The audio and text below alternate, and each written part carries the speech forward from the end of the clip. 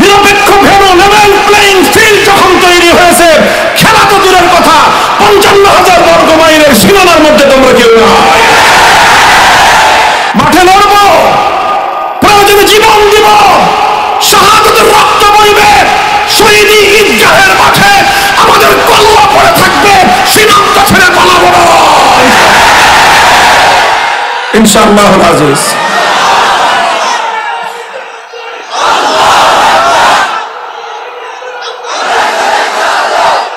মার্কেটটা হলো যে কথাটা, সেটা হলো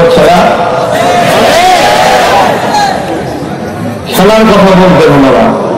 কথাটা প্রথমে বলছেন ওনারাই, একজন নারায়ণগঞ্জের থেকে আওয়াজ উঠেছেন, তার সুরে সুর মিলেছেন ফরিদপুর থেকে একজন, তারপরে সেই নারায়ণগঞ্জ থেকে ফরিদপুর হয়ে কথাটা চলে আসলো তাদের সেন্ট্রাল জায়গায়। এরপরে তিনি সারা দেশে একটা বিশেষ কণ্ঠস্বরে তিনি খেলা হবে এই স্লোগান দিতেন। তো সেই সময়ে যেহেতু কোথাও কোথাও সরাসরি আমার নাম উল্লেখ করেও ওনারা ওই সময় বলেছিলেন যে আসেন খেলা হবে,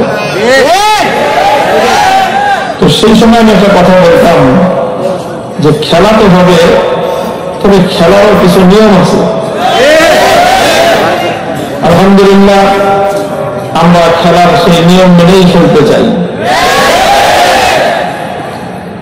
আপনারা জানেন যে বিশেষ করে বাংলাদেশে এক সময় আমরা যখন আমাদের যে ছেলেবেলা শৈশবকাল যে সময়টায় কেটেছে 1980,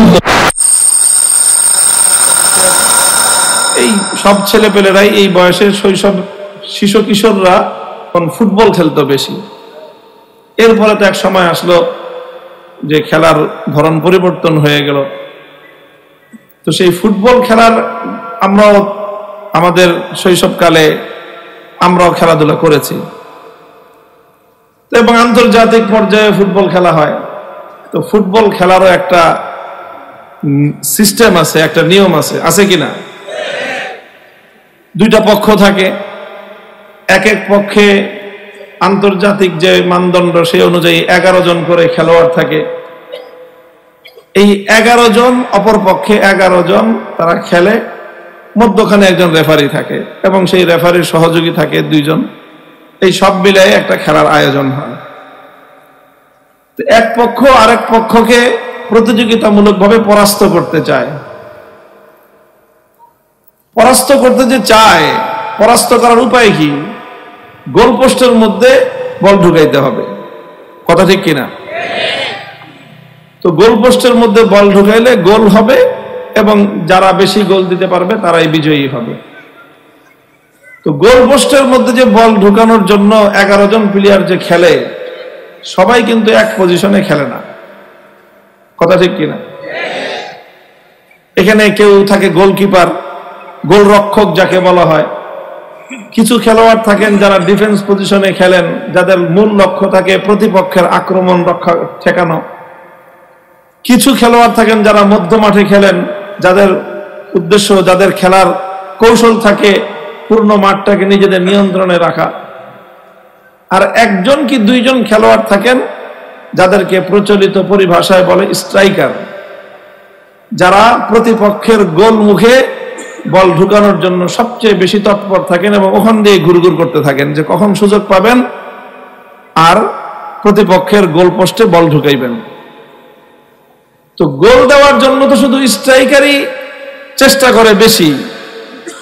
এখন প্রতিপক্ষ যদি মনে করে যে এই ব্যাটাই হলো খালি আমাদের প্রতিপক্ষ, আর যে গোলরক্ষক আছে তো ভালো, ও আমাদেরকে গোল দিতে আসে না, যে ডিফেন্সিং পজিশনে খেলতেছে ওরাও ভালো, ওরা আমাদেরকে গোল দিতে আসে না, মাঝমাঠে যারা খেলে ওরাও ভালো, ওরাও আমাদের প্রতিপক্ষ না, কারণ ওরা তো আমাদেরকে গোল দিতে আসে না, গোল দিতে আসে খালি এই স্ট্রাইকার বেটা, কাজে ওরেই শুধুমাত্র আটকাও, ঠেকাও, ওরেই শুধু শত্রু মনে করো। এইভাবে যদি কোনো প্রতিপক্ষ শুধু স্ট্রাইকারকে নিজেদের প্রতিপক্ষ মনে করে বাকি 8-9 জনকে যদি নিজের পক্ষের মনে করে, তাহলে তার মতো বোকা এই পৃথিবীতে দ্বিতীয় কেউ নেই। তো তোমরা যে কেন খেলায় হারছো, আমি তাদেরকে বলতেছি, পরাজিত শক্তিকে, যে খেলা হবে বইলা যখন মূল খেলার সময় আসলো তখন তো তোমরা মাঠেই নাই। একেবারে লজ্জাজনক ভাবে তোমরা পরাজিত হইছো। কেন হইছো?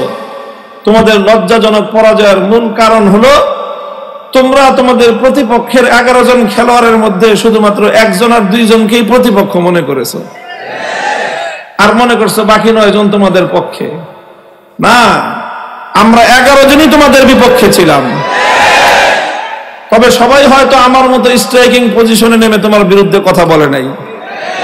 তোমরা মনে করছো খালি মামুনুল হক এটা বেশি কয়, এটা ঠেকাও। তো আমাকে ঠেকাইছো। ওই সময়টায় আমরা তোমাদের গোল দেওয়ার চেষ্টা করি নাই, কিন্তু আমাদের বাকি 10 জন মিলে গোটা মাঠ তোমাদের নিয়ন্ত্রণের বাইরে নিয়ে আসছে। এরপরে যখন খেলার সময় এসেছে, নিরপেক্ষ ভেন্যু, লেভেল প্লেইং ফিল্ড যখন তৈরি হয়েছে, খেলা তো দূরের কথা, 55,000 বর্গ মাইলের সীমানার মধ্যে তোমরা কেউ না। মুহতারাম হাজিরিন, এই কথাটা আমি কেন বললাম? আমি আপনাদেরকে শুধু একটা জিনিস দেখাতে চাই, বুঝাতে চাই, বলতে চাই যে আলহামদুলিল্লাহ আমাদের সবাই একেবারে সামনের সারিতে এসে প্রতিপক্ষের মুখোমুখি দাঁড়ায় না। আমরা কেউ কেউ দাঁড়াই আর বাকিরা পেছন দিক থেকে তাদের শক্তি যোগায়, এবং এই কৌশলটা আমাদের অব্যাহত রাখতে হবে। আমি বলি সবাইকে, আলহামদুলিল্লাহ আমাদের মধ্যকার এই বন্ধন, হৃদয়ের এই বন্ধন, আত্মার এই বন্ধন, আমাদের সমকালীন উলামাদের মধ্যে, সমকালীন ইসলাম বেত্তাদের মধ্যে বিভিন্নমুখী কর্মকাণ্ড আমরা যারা পরিচালনা করি, আমাদের মধ্যে যে ইস্পাত কঠিন শক্তি, ইস্পাত কঠিন যে ঐক্য, আল্লাহর রহমতে কান্নাহুম বুনিয়ানুম মারসুস, আল্লাহ এই শক্তির মধ্যে, এই ঐক্যের মধ্যে আরো বরকত দান করেন। আমাদের মধ্যে বিভেদ তৈরি করবার জন্য রাষ্ট্রযন্ত্র এমন কোন অপকর্ম নাই, অপকৌশল নাই যেটা প্রয়োগ না করেছে। আমাদের অনেকে কারাগারে বন্দী হয়েছে, অনেকে মাসের পর মাস, এমনকি বছর পেরিয়ে গেল ফেরারি জীবন যাপন করেছে, কিন্তু শত্রুপক্ষের বিদ্বেষী ইসলাম বিদ্বেষীদের ষড়যন্ত্রের পাতা ফাঁদে তারা পা দেয় নাই। আলহামদুলিল্লাহ আল্লাহ পাক রব্বুল আলামিন তার সুফল আমাদেরকে দিয়েছেন। অবশিষ্ট সুফলটুকু যেন আমরা ঘরে তুলতে পারি, সেজন্য আল্লাহ আমাদেরকে তৌফিক দান করুন। মারকাজুল ফাইজুল কোরআন হলো আমাদের সেই নিভৃতচারী একটা দুর্গ, যেখান থেকে আমাদের আগামী দিনের সৈনিক তৈরি হবে ইনশাআল্লাহ। মেধাবী প্রজ্ঞাবান সুকৌশলী একদল সমাজকর্মী তৈরি হচ্ছে। আগামী দিনে ইনশাআল্লাহ আমরা খেলা হবে বলে মাঠ ছেড়ে যাব না, মাঠে লড়ব, প্রয়োজনে জীবন দিব, শাহাদাতের রক্ত বইবে, শহীদি ঈদগাহের মাঠে আমাদের কলমা পড়ে থাকবে, সীমান্ত ছেড়ে পালাবো না ইনশাআল্লাহুল আজিজ।